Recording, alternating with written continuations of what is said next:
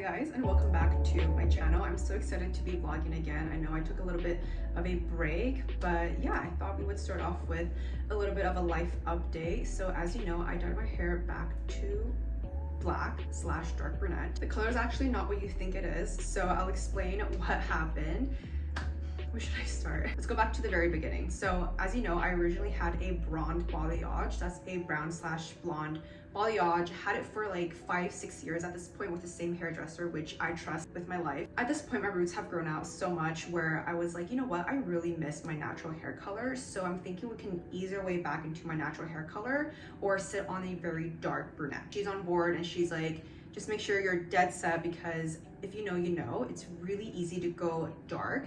It's hard to go light. You guys, I love the way it turned out. It looked so good. I was like, she's healed. She looks great. It's so nice and natural and just a lot more like classy looking. And then when I had those very brassy tones. However, as the days went by, I think after like 1 or 2 washes, I could definitely see this like slight demarcation line to where the blonde was. And that's what happens when you just slap on a dark brunette color. It's not going to necessarily translate well with my dark roots because my roots are dark. I was starting to see the redness come through quite a bit, and I was like, you know what, I'm going to just go back to black. So I told my hairdresser and she was like, you know what, you can definitely achieve this just by getting box dye. And I was like, that's what I was thinking too. I, in my head, thought I was just going to go back to my natural black hair color. When you go to like Shoppers or wherever to get black box dye, it's super black. Like, it's pigmented black. It looks like paint. I'm going to show you guys which one I used. Actually, it's on the ground right here because I don't want to. Why would I pick this up? I'm just gonna throw it away. This is what I used. This was incredibly dark, as you see in the photos that I'm showing you right now. This was incredibly dark. I told my hairdresser and she was like, no, it's no fault to anyone but myself for getting this black hair dye, thinking that it would just go back to my natural black hair color. She gracefully booked me in. 3 days later, I paid an after hours service fee just to get everything fixed and still looked incredibly black. I try to wash it out with like dish soap and clarifying shampoo. I couldn't sleep that night. I literally woke up at 4 a.m. Slept at 1, woke up at 4 a.m. just to wash my hair. And I guess to explain a little bit as to why I care so much about my hair is because I work with a lot of hair care brands. Now that I know black box dye is not what I thought it was, I just maybe need to be, I don't know, I'm a pretty cautious person already, so I don't really know where I'm going with this. But I guess I'm trying to say is I've learned a lot from this situation, and I'm just really blessed and grateful that I'm, able to experiment with my hair. Apart from that, I'm going to take you guys along with me for a couple days of my life. Maybe we'll just do some browsing, organizing. I've gotten rid of a lot of my clothes and I think I'm going to get rid of more, but it just feels so much lighter getting rid of stuff. But when I'm like getting rid of stuff, I just feel so much lighter. So anyway.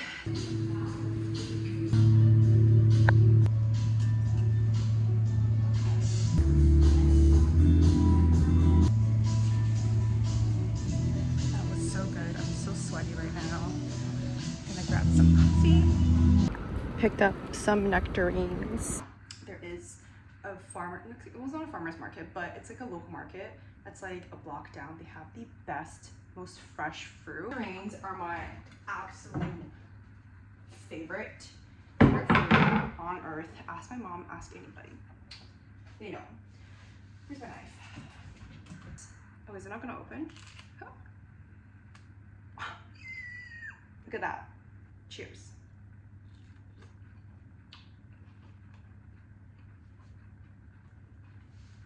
That is so good. I spent the majority of my morning just like working, doing emails and stuff, and I really want to make some chocolate chip banana bread. So I have most of the ingredients at home. Still need to pick some stuff up, so let's go. Don't know how cold it is outside, so this is what I'm wearing. Got some sweatpants. Spray Balea. Oh, this one smells so good. Shimmy, shimmy.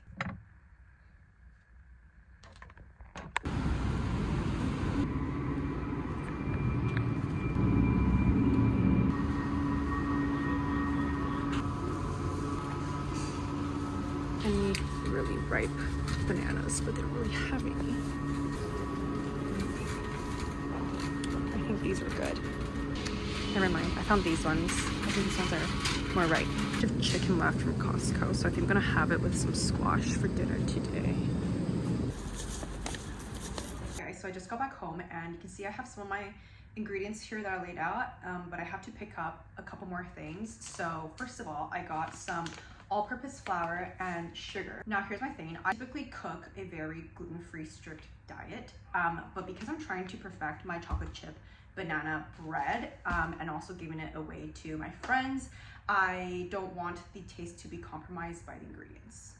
And vice versa, I don't want the gluten-free alternatives to compromise the taste and the texture, because typically that's what happens when you work with gluten-free alternatives. Typically for flour, I would use almond flour or even just gluten-free flour, but the 1-to-1 ratios, like, it's just not the same. Same with sugar. I typically work with monk fruit extract, and again, it's just not the same as regular sugar. Apparently little goes a long way for monk fruit extract, so I just didn't really want to gamble the outcome of the chocolate chip banana bread. It says to preheat the oven to 350. Let me show you guys what this looks like. I love my oven. I never knew an oven could have this many functions, but look at all this. Granted, I didn't grow up using an oven, so this is actually really exciting to me.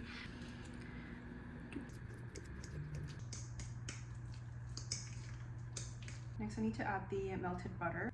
It's coming together.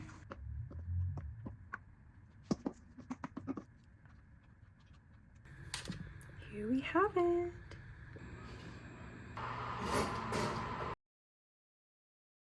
I just took it out, but why does it look like it's kind of burnt? Maybe that's just how it's supposed to look like. I don't know. This is my first time making it, and it said 50 minutes.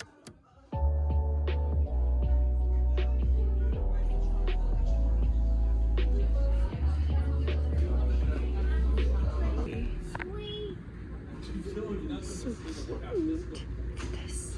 I do have some fall pillows at home for the living room, but I thought this one would be good for the bedroom. 2 candles and some utensils. I think they look a little tacky for my liking, like the brand name and stuff, but it's okay. To each their own. Like this. It's a Vincent van Gogh painting.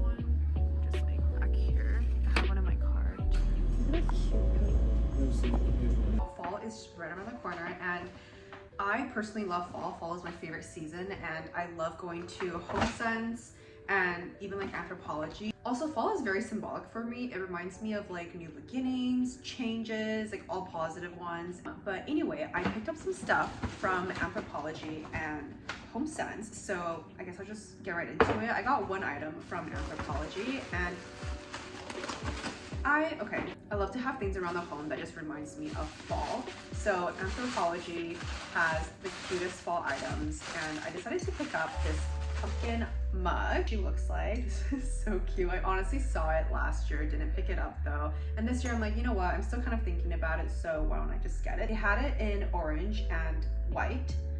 I do like the traditional kind of like fall Christmas decor. They call it like the tacky stuff, but I was like, it's very traditional to me. It reminds me of my childhood, so I didn't want to get it in white. I wanted to get it in like the traditional colors, so got an orange mug. This would also be great for soups. I think it has quite a bit of decent depth. Like it's got like a little leaf here. I feel like whenever I'm like not in a good mood or I'm feeling down and I want to cheer myself up, I'll just go to homesense. Anyway, at homesense I picked up a candle. It smells so good. I feel like the only fall scent I truly love is Honeycrisp Apple, and I think it's because it reminds me of my childhood. I think a lot of my teachers back in the day would always like a specific scent in the classroom, and I think that's why I still love the scent to this day. Next up, I picked up this decorative pillow for my bed. It's beautiful, it's great, it's very like minimalistic too. We have the nice contrast between the brown and the neutral beige. Last but not least, I have some more just like not really fall related stuff, but kind of fall related. Some utensils. I think wooden spoons are the best when you're cooking. Just reduces microplastics that you might have in your foods and stuff. I also got a salad one. Last but not least, this one is a little bit more intentional. It's a pocket planner that I prefer to write. I have tried to use more like electronic versions. We obviously have an Apple Calendar, which I do think I naturally gravitate towards kind of like writing everything down. So like my recipes and just to-do lists and stuff. So this is what the inside looks like. And it also comes with a little pen.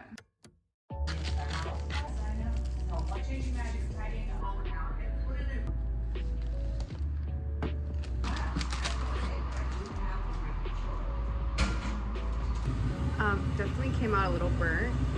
That's just because of the Parmesan. I'll add fresh Parmesan on top. And it's actually really good despite it being like a little bit burnt, but final product. I think this actually turned out really nice. I was honestly craving chips, but I'm like, you know what? I have like half a head of broccoli.